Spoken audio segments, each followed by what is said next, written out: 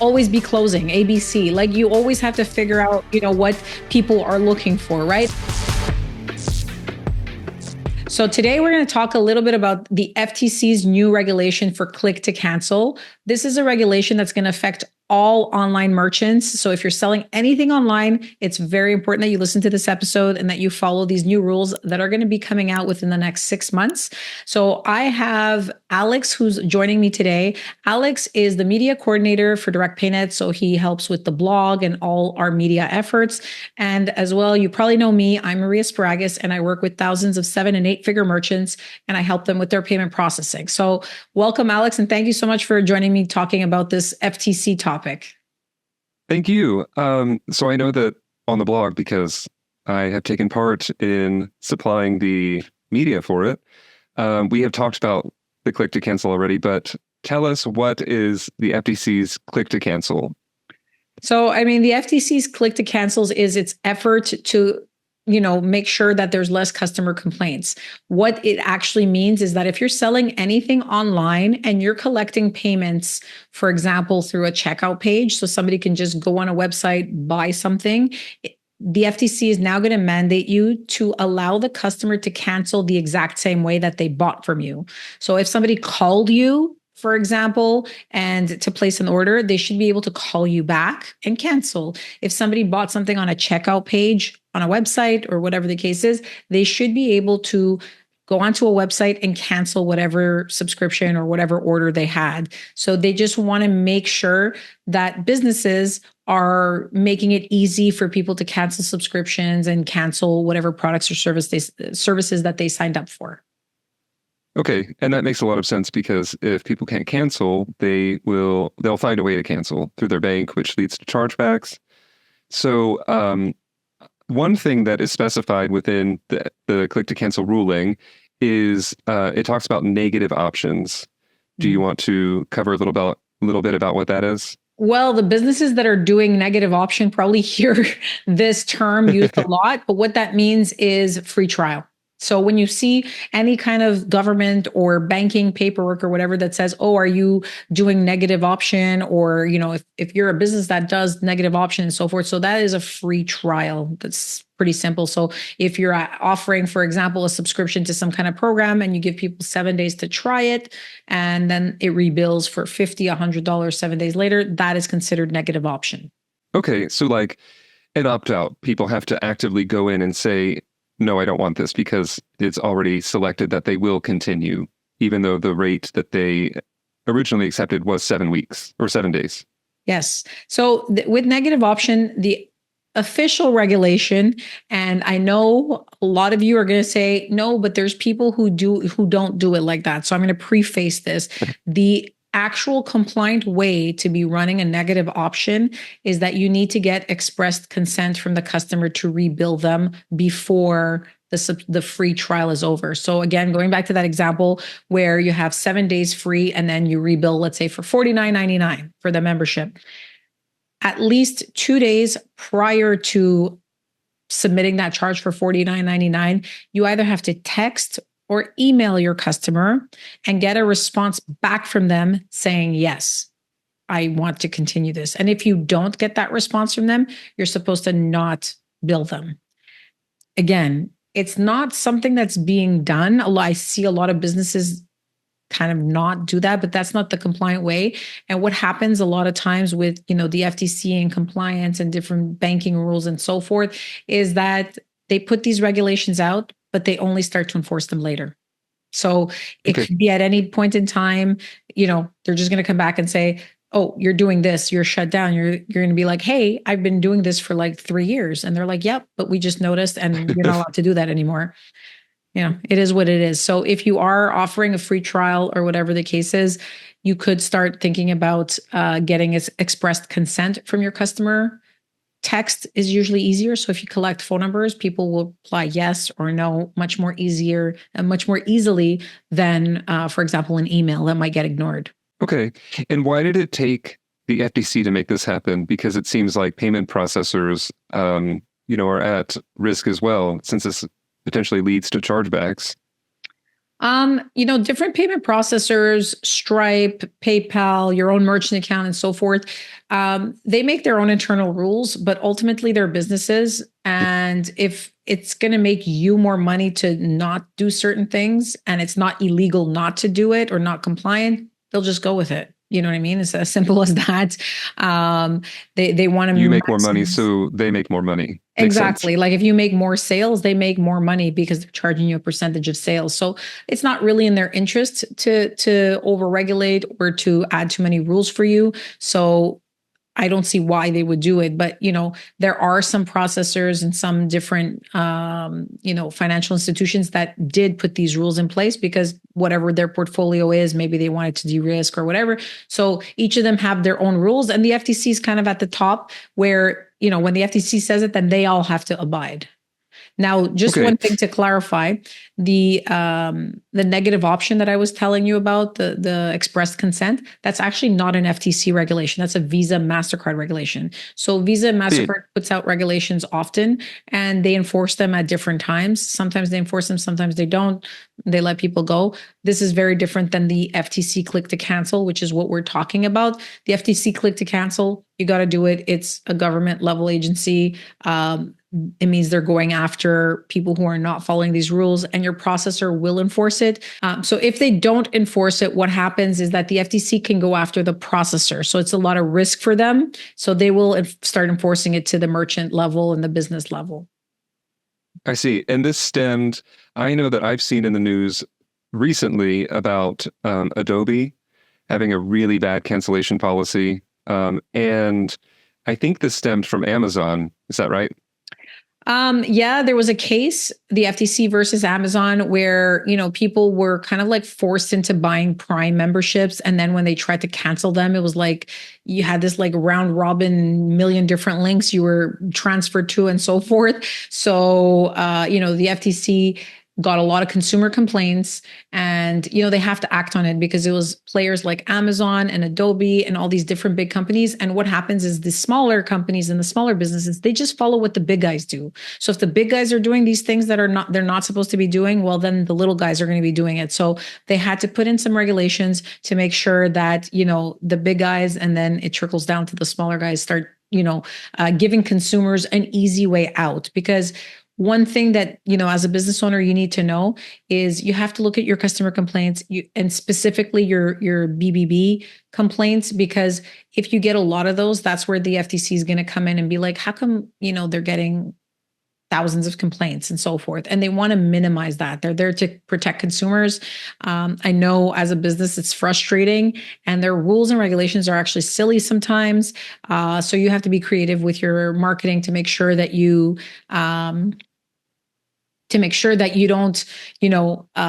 become so compliant that, you start losing your conversion. So there's a fine line there in between compliance and conversions. And you have to make sure that you follow the rules, but also don't sacrifice your business for it. And a final thing, what do you think would be a solid cancellation funnel? I mean, it depends on the business, of course, but instead of just, like you said, just complying straight out and potentially losing people along the way, what do you think businesses should do? This is a great question, because a lot of times when FTC regulations come out, is a lot of people are like, oh, damn, I'm screwed. I have to do all this stuff. I'm going to lose a lot of money. I'm going to lose sales. I see this click to cancel regulation as an opportunity for most businesses. Trust me, if you do it right, you can start now, test a whole bunch of things, and be ahead of the curve when the regulation comes out and know what works and what doesn't. So start early is number one thing that I want to say. Start early, start testing things.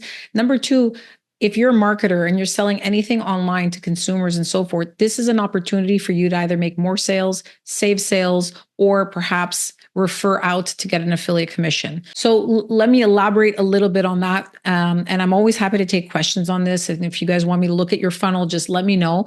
But what you can do essentially is build a kind of cancellation funnel, just like you have your front end funnel with upsells and so forth. What you can do is you have a URL or a link on your website. If somebody wants to cancel, they click there. You take them through a couple of questions. Don't make it like a quiz funnel of like 30 questions, asking them all this stuff. You want to just be brief to figure out why they want to cancel and then offer them something else. If it's price sensitivity, maybe you do a downsell like, hey, what if we give you 50% off this month? Yeah, do you want to take it? Accept? Yes, great. We've adjusted your subscription.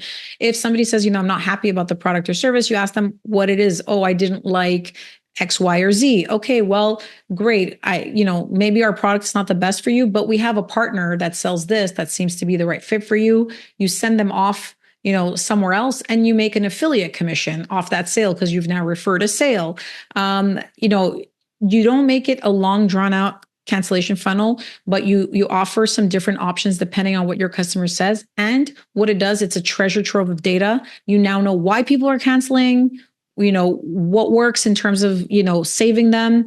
You're saving costs in customer service. I'll tell you what is like a lot of people are using outsourced call centers and don't have that personal experience with customer service. And what ends up happening is somebody just calls. They're like, yeah, you want to cancel? Okay, great. They just, cancel, or they read a very boring script.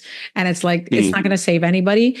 If you put some time and a little bit of effort into creating a good cancellation funnel, you'll save money on customer service because you will not need as many agents, and you'll probably save more clients like that. I hate to say it to all customer service people, but sometimes, they're just not doing the greatest job in saving customers. Not everybody, but what I see a lot in the direct response space is a lot of these outsourced call centers that may not just be putting as much effort as they should be in saving your customers. They're just kind of processing things. Yeah. And one thing that you've said a long time ago that really sticks with me because I use it for commenting and user questions that I run into is that making a sale is better than not making a sale. So yeah, you're not going to get 100% of, that product or the full price of whatever it is that you sell. You can get 10%, you can get 50%. It depends on what they agree to. And then if they just don't want you anymore, you get money from the affiliate link that you send or the referral. Yeah. So you're always aiming to make something. It doesn't have to be cancellation, zero, not a nothing. Yeah. Always be closing, ABC. Like you always have to figure out, what people are looking for, right? Like it's not just because somebody, for example, doesn't want to work with direct payment or we don't have an offering, I can refer you out somewhere else and maybe, get a kickback there. And it's not, this one thing I have to kind of mention, and, because I've been in this space for such a long time, it's not scammy to make a kickback as long as, you're offering a service or referring to a service that the person needs. You're saving them time and you're saving them steps by saying, hey, I think this is going to be a good solution for you. We get a lot of requests at Direct PayNet from various regions, various industries. We can't serve everyone, of course. So I do my best to be like, hey, why don't you contact this person? Because that's their market and they do well. And yeah, I may get a kickback from that, but it's, you're not forced to use them. And if I helped you out and you're not paying anything extra, what's the difference? You know what I mean? Like you're getting a service. And it's the same thing with your customers. You may not be offering the product or service that they're looking for right now, but maybe your competitor is, or maybe a friend of yours or somebody in the industry is. So you can kind of complement each other and send each other leads and, back and forth. And it's a win-win for everybody. The customer's happy. They're getting what they want. You're getting a small kickback for your affiliate commission. And then, whoever you're referring to is getting a new customer. Awesome. Win-win. Yeah, everybody wins and everybody gets something out of it. And at the end of the day, like I said, you're saving yourself a lot of heartache in terms of chargebacks and a lot of costs that come from like customer service management and all this stuff, customers who are frustrated, and this is the adage of somebody calling and waiting 5, 10, 15 minutes on the phone for somebody to answer. It just frustrates people more. Like, I called my phone company the other day and they're like, you are the 8th person in line. We will take your call within 9 minutes. I'm like, 9 minutes? I have to wait 9 minutes to talk to somebody to tell them, take your phone. I don't want it. Go away. So it's making people wait to get the service. Actually, by the time they get on the phone with your customer service agent, they're done. They don't want to even just cancel. I don't even want to talk about it because you've wasted their time. So, think about all these things when you're thinking about this click to cancel and being like, oh, this is terrible. This is actually good. I'm all for it. I think it's going to bring transparency. It's going to, fooling people into keeping a subscription. What's going to happen? I see this all the time. 10 months of a subscription, 10 months of a subscription keep getting billed, the customer realizes it at the end and then charges back 10 transactions. And you're like, oh no, Right. oh no, he's only allowed to charge back 4 months or 6 months. No, because even though Visa, MasterCard say, it's 120 days, there are exceptions. And if the customer's bank, they have a good relationship and so forth, and he makes a good case, he can go back as long as the subscription started. Like I've seen chargeback cycles that go 2 years sometimes because they're like, oh no, but every year, every month it's continuation. And I was promised this and I wasn't given it. And there we go, 20 chargebacks at once. So it doesn't serve anybody, to be charging them for something that they don't want. Yeah, I want to add on to your phone experience because I don't live in the U.S. but I still have a lot of U.S. things, subscriptions and stuff. And one of those I had to phone in to cancel. And because I was calling from overseas, I could get through the wait time, which was like an hour, something crazy. But it's the only way to cancel. And because of their system, they make a switch for the number or for whoever is answering, it would hang up on me every single time. So clearly I didn't want to continue, or I didn't want your discount. I didn't want I just wanted to be over. I don't want to talk to you anymore. Yeah. So I would say if you're selling to internationally, just make it easy. Do the click to cancel. Don't fight it. Don't fight against it. Even to U.S. consumers, your domestic market, it's easy. People are buying online. Why are you making them call you? It makes no sense. Yeah. It just makes no sense. Another side story to that, like the airlines, they're the worst. Like if you have a problem, I booked a ticket with Air Canada recently and they were perhaps going on strike and so forth. And I tried to cancel my ticket to book with another airline, but it wouldn't let me. And I was like, oh no. And now there's like a strike looming. I called, they said 2 hours and 30 minutes. I'm like, what? I have to wait 2.5 hours to talk to somebody just because I'm sometimes lazy. And I don't want to. I was like, I can just put my headset on and wait 2.5 hours. But 2.5 hours. But it's just ridiculous. I just ended up I rolled the dice. I said, I'm going to keep this ticket and hope they don't go on strike. Because I was like, I don't want to wait. I don't want to wait. This is crazy. This is absolute madness. But, the airlines and a lot of these big companies have such bad satisfaction ratings. And the main reason is because every time you call them, you're waiting and waiting and waiting. And it drives people nuts, So, keep that in mind. Yeah, I would bet that's going to be next, because even for flights that do happen, there are delays, and they have their policy. If you're delayed X amount of time, you can be compensated in some way or another.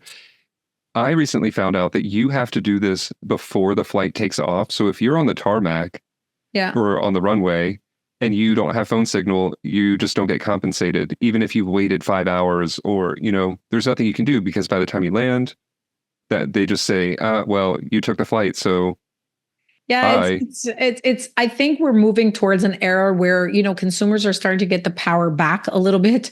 Consumers always have rights and so forth, but now it's time to enforce it. Everybody's buying things online. Everybody's kind of interacting online and so forth. Companies should not be making it this complicated to get service. You know what I mean? Right.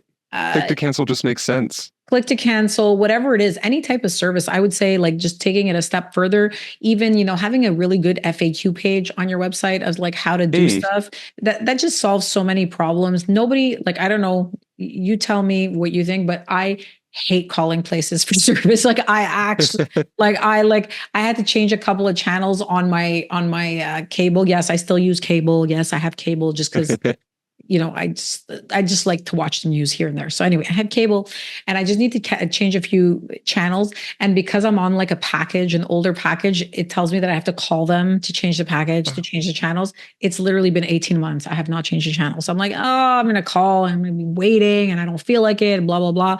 So, it just, people don't like their time wasted. And it's just, I think we need to get there where we're servicing our customers very quickly online. And if people want to call you, you can have a small customer service team. But generally, I think if you have good FAQs and a good cancellation and easy cancellation process, you'll get rid of a ton of customer service, phone customer service questions. Right. And like what you mentioned before, if you're trying to keep somebody on that really wants to leave, they're going to damage your reputation, which is going to hurt your business. Yeah.